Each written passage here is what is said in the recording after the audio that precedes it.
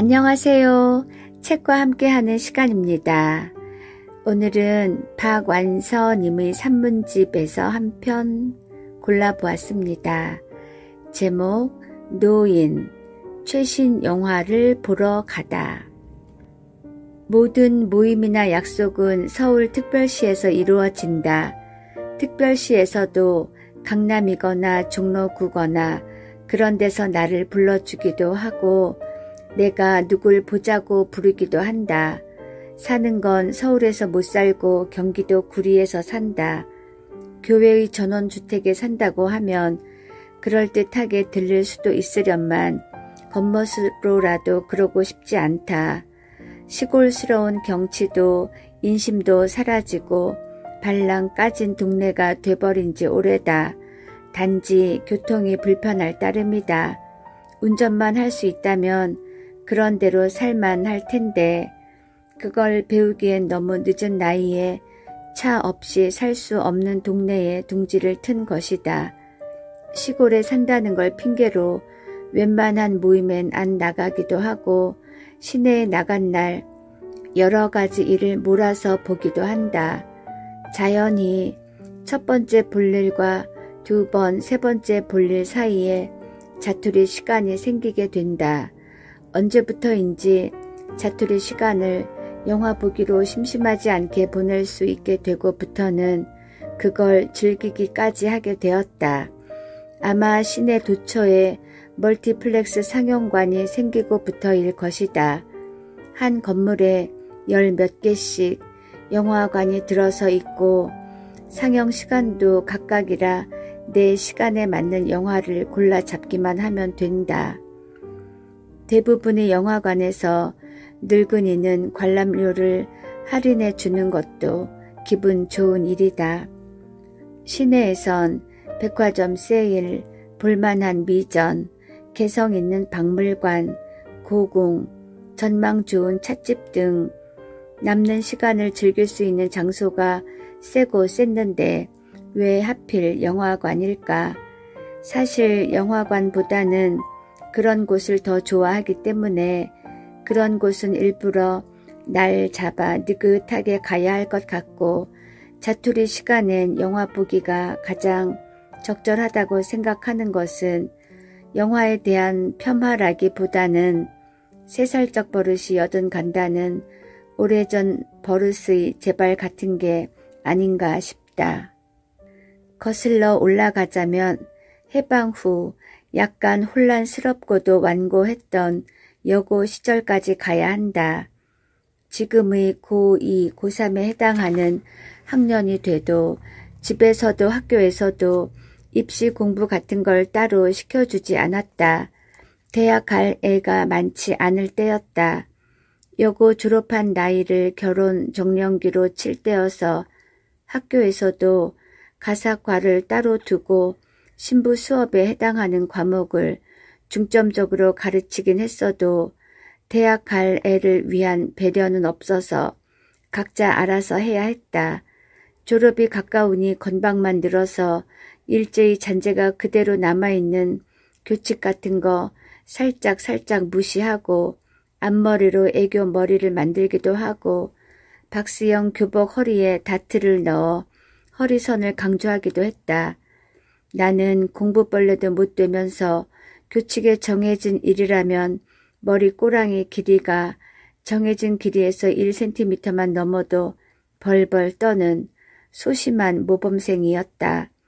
그런 내가 잘못 걸리면 정학을 당할지도 모르는 짓을 예사로 저질렀는데 그건 학생 관람 불가 영화를 보러 다니는 일이었다. 그 비용을 위해 예사로 엄마를 속였다. 학교 근처에 꽤 괜찮은 외화만 전문적으로 상영하는 재개봉관이 있는 것도 내 일탈을 도왔다. 당시 숙명여고는 수송동에 있었고 거기서 지척인 종로 내거리에 있는 화신백화점 5층이 바로 그 재개봉관이었다. 집이 있는 도남동에 새로 생긴 동도극장도 당시 나의 단골 영화관이었다. 학생 관람 불가 영화라고 해서 학생에게 극장표를 안 파는 일은 없었다. 훈육 주임 선생에게 걸리지만 않으면 되었다. 교복의 흰 깃은 깜깜한 극장 속에서 눈에 띄기 쉬우므로 안으로 구겨 넣는 건 기본이었다. 물론 그 짓은 수업 끝나고 집에 가는 시간을 이용했다. 가을이나 겨울 같은 때는 분명히 환할 때 극장에 들어갔는데 나와 보면 밤이었다. 종로거리는 당시 최고의 번화가여서 전깃불이 밝고 사람들이 바쁘게 오가는 모습이 낮과 판이한 달뜬 활기에 넘쳤다. 영화 속 별세개의 연속인 양 낯익은 거리가 낯설어져 잠시 방향 감각을 잃고 우두망찰하게 되는 것도 어딘지 감미롭고도 쓸쓸한 영화의 뒷맛이었다. 사춘기라 불리는 나의 꽃봉오리 시절은 우리 민족의 격동기였다.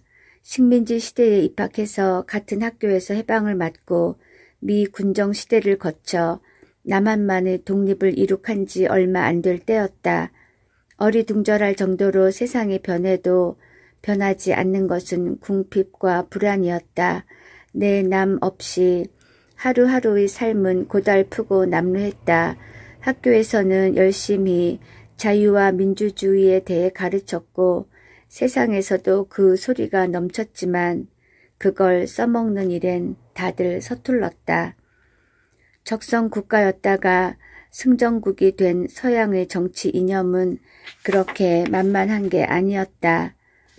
서양 영화의 매혹은 식민지 시대에 태어나 나올 때부터 몸에 밴 전체주의적인 억압과는 딴판인 세상을 눈으로 확인하는 놀라움이라고도 볼 수 있었다.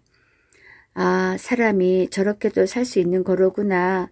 남녀노소에 구애받지 않은 거침없는 자기 표현도 눈부셨지만 해놓고 사는 건 또 얼마나 편리하고 의리의리해 보였는지.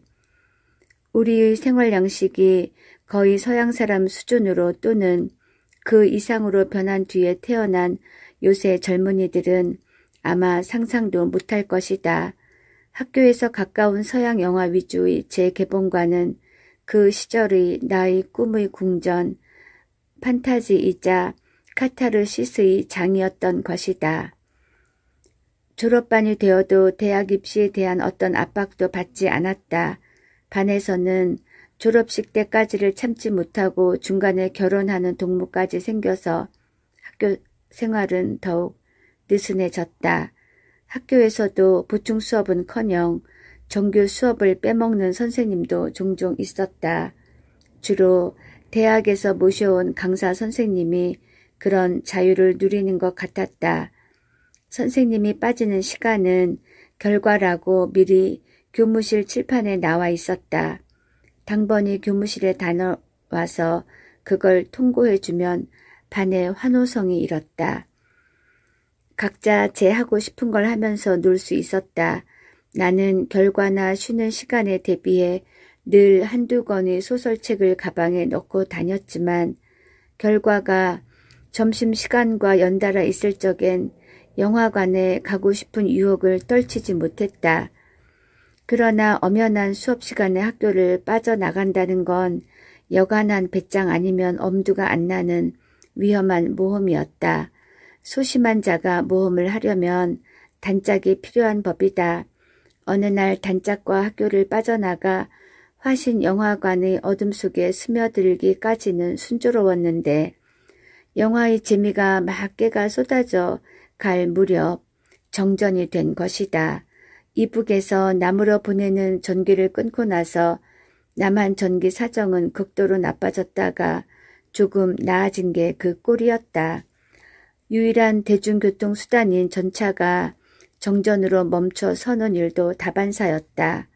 큰 극장에서는 자가 발전이라는 것도 하는 모양이었지만 값싼 재개봉관이었다. 관객도 착하고 순했다. 정전이 오래 계속되는데도 항의도 안 하고 휘파람도 불지 않았다. 영화관 측에서 그런 착한 관중에 대한 서비스 정신을 발휘해 무대 위에 촛불을 켜고 탑단 가수를 동원해 쇼를 부리기 시작했다. 관중들은 이게 웬 떡이냐 하는 듯이 킬킬대고 박수치고 했다. 수업을 빠져나온 우리만 초조했지만 단짝도 나도 시계 같은 것도 없었고 돈도 아깝고 해서 다시 전기가 들어오고 영화를 상영할 때까지 기다렸다가 끝까지 보고 나왔다. 나와 보니 해가 저문 초저녁이었다. 그때서야 가슴이 두근두근 무작정 학교로 뛰었지만 때는 이미 늦어 학교는 사람의 그림자 없이 괴괴하고 깨끗이 청소된 교실 칠판에는 우리 둘의 이름과 이 두 사람은 교무실로 오라는 담임 선생님의 엄명이 크게 써져 있었다. 서둘러 가방을 챙겨가지고 교무실로 갔으나 교무실에 남아있는 선생님은 아무도 없었다. 수업을 빼먹고 극장 갈 때의 배짱은 어디로 갔는지 담임을 못 만나고 집에 가면 그날 밤잠을 제대로 잘 수 있을 것 같지 않았다. 그날 안에 어떡하든지 담임을 만나야 된다는 생각으로 숙직실로 숙직 선생을 찾아갔다. 숙직 선생님이 친절하게 선생님들이 신상 명세서를 철해 놓은 걸 찾아내어 보여주는데 거기에는 선생님 댁 주소뿐 아니라 집의 약도까지 그려져 있었다. 담임 선생님 댁은 우리 집이 서울 와서 제일 먼저 자리 잡았던 변두리 빈촌에 있었다. 면한 지 오래된 산동네였지만 그쪽 지리가 훤한지라 약도만 보고도 찾을 수 있을 것 같았다. 그 사이에 날이 아주 어두워 숙직 선생님이 너희들이 애쓴 것은 내일 담임 선생님한테 알려줄 테니 그만 집으로 가라고 겁먹은 우리를 달래주었지만 우리는 그 밤의 안면을 위해 굳이 선생님 댁으로 향했다. 그리고 어렵지 않게 그 산동네에 매달린 선생님의 누옥을 찾아냈다. 선생님은 어디서 한잔 하시는지 아직 안 들어오시고 쪽진 얌전한 사모님 치마꼬리에 매달린 사내 아이는 5살 정도밖에 안 돼 보여 막내이지 싶었다. 들어오라는 말도 없는데 들어가 기다릴 수도 없고 일단 사모님한테라도 우리 사정을 정중히 말씀드렸으니 다음 날 큰 벌은 면할 수 있을 것 같아 그냥 집으로 돌아왔다. 다음 날 교무실로 찾아뵌 선생님은 뭐 그만 일로 집까지 찾아왔었느냐고 오히려 우리를 위로했다. 그 담임 선생님이 당시에는 꽤 이름이 알려진 중견 작가인 박노갑 선생님이시다. 문과반의 문학 소녀들은 소설가가 담임이 되었다는 것만으로도 상당히 흥분했었다. 그러나 선생님은 소녀들이 빠지기 쉬운 경험이 무게가 실리지 않은 허황하고 감상적인 미문의 유혹을 엄하게 경계하면서 때때로 극도의 혐오감까지 나타내시곤 했다. 자연히 인기 있는 선생님은 못 되었다.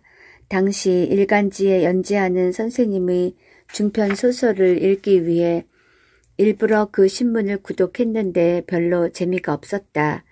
그러나 변두리 산동네에서 초라하게 사시는 선생님을 뵙고 나서는 선생님을 다시 보고 존경하게 되었다.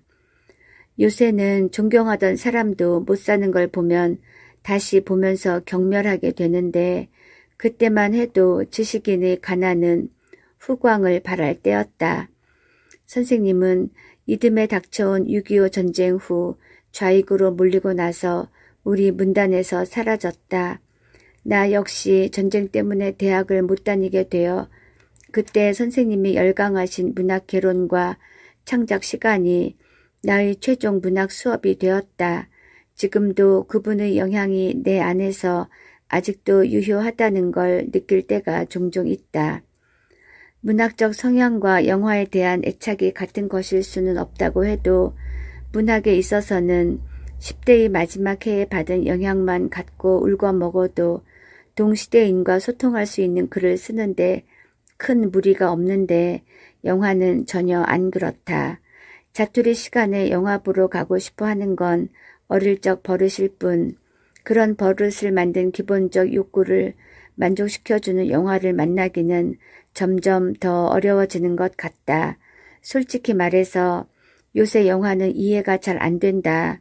영화를 다운받거나 DVD로 보지 않고 굳이 영화관까지 가는 건 여럿이 같이 보는 재미, 교감 때문이기도 한데 젊은이들이 많이 든 영화일수록 쟤들은 왜 이런 영화를 재미있어 할까? 소외감만 느끼게 된다. 자투리 시간에 본 영화 중 밴드 비지트라는 영화를 꽤 기분 좋게 봤는데 교통 좋은 예술영화 전문 상영관에서 나를 포함해서 단지 6명이 보았다. 6명을 위해서도 영화를 틀어주는 게 고마웠다. 노인을 위한 나라는 없다는 아카데미상을 받았다는 것 때문에 보게 되었다. 책을 살 때는 노벨상 받은 작품이란 게 구매욕에 전혀 도움이 안 되는데 영화에 있어서는 안 그렇다. 친구하고 같이 갔는데 그 역시 그랬을 것이다. 친구가 미리 표를 사놓았고 나는 약속 시간보다 많이 늦게 가서 시작 부분을 10분쯤 놓치고 보았다. 마약과 돈가방 때문에 사람이 무수히 죽었다. 그렇게 사람 많이 죽는 영화는 전쟁 영화 빼고는 처음 봤다.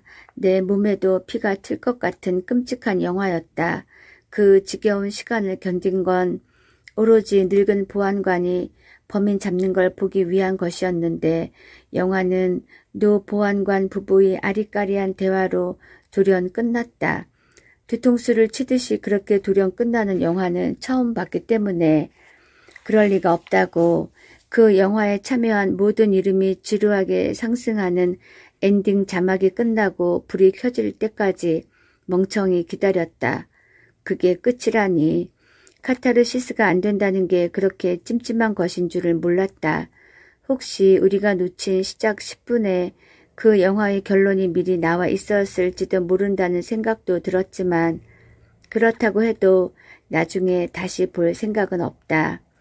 우리가 미국에 태어나지 않아서 참 다행이다 라고 생각한 게 그나마 그 영화를 본 소득이었다.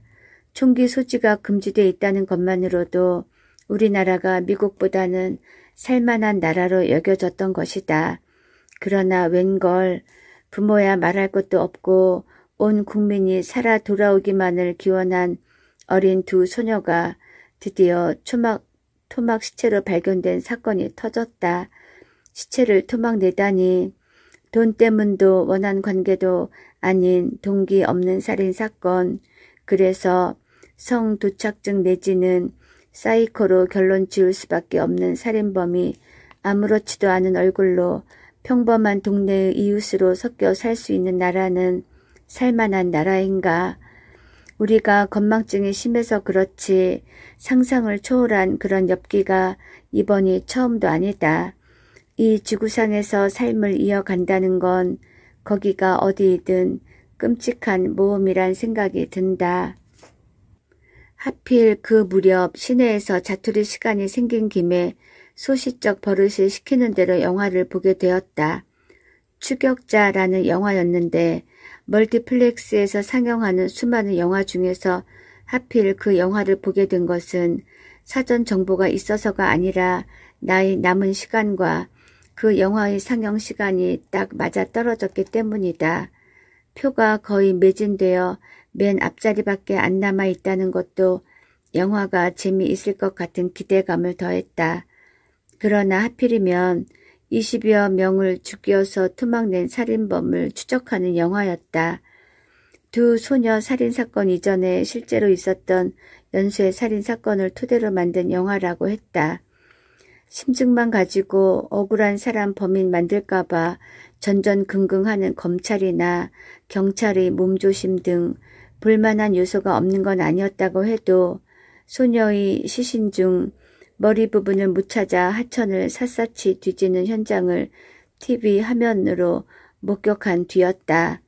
살인범의 집 수족관에 떠있는 사람의 머리가 영화 같지 않고 진짜 같아 그 끔찍한 리얼리티를 견디기가 정말로 힘들었다.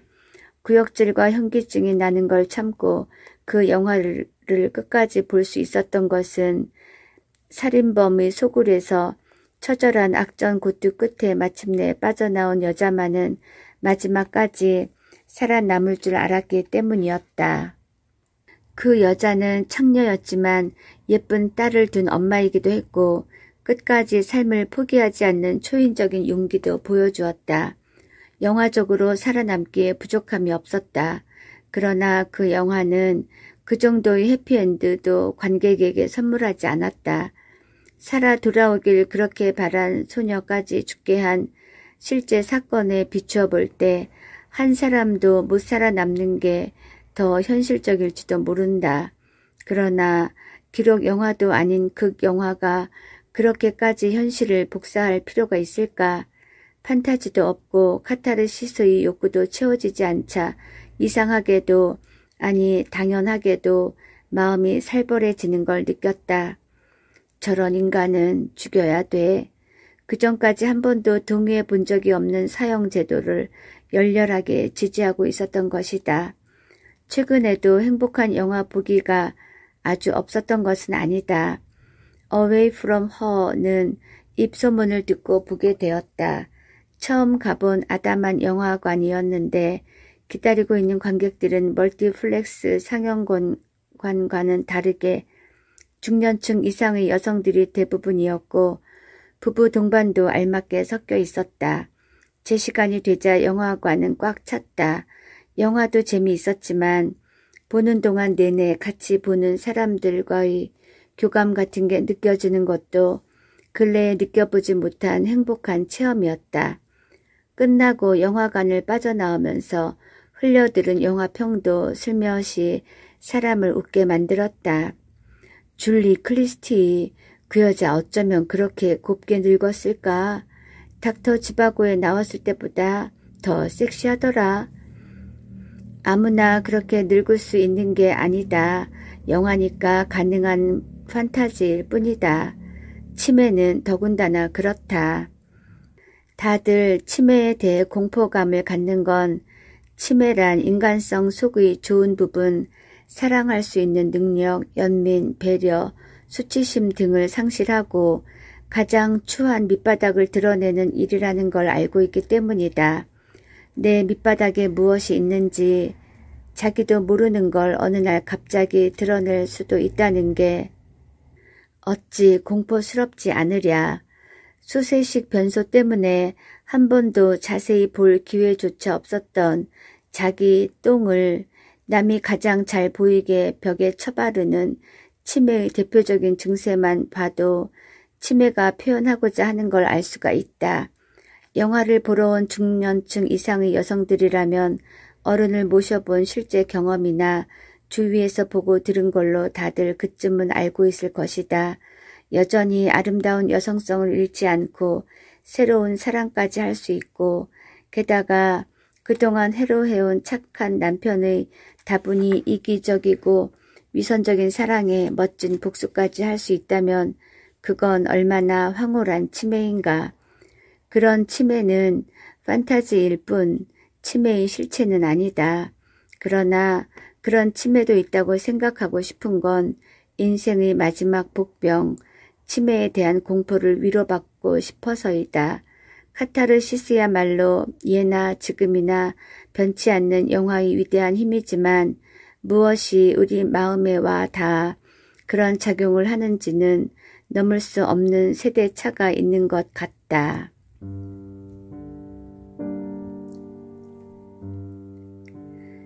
박완서님의 노인, 최신 영화를 보러 가다 였습니다. 감사합니다.